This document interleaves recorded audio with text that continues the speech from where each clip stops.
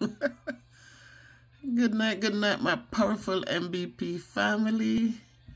Listen, guys, I am already almost in bed, but I just remembered that I need to remind you, those of you who are in America, to remember to get out and vote tomorrow, November 7th. But as you go out to vote, my people, remember to vote not for a party. Listen to me carefully. Do not vote for a party. Get out, people, and vote for people who will be good for your community, who will bring in jobs to your communities, who will help the education system in your communities, who will rebuild your communities, especially those of us living in the inner cities by choice or not. But just understand that our young people need more. They need support. They need jobs.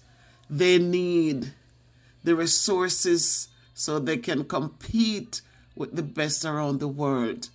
They need the trainings necessary to help them to compete. Please vote for people who will bring in funding to the communities, will secure housing for the communities. You know your community, you know what the needs are. Please do not just vote for a party. Party does not help your community. A lot of our communities are being torn down because we stick to this party thing, and parties are not rebuilding our communities. So let us remember that, guys, as you go out and cast your vote. It's your right to vote, so get out there and do what you have to do.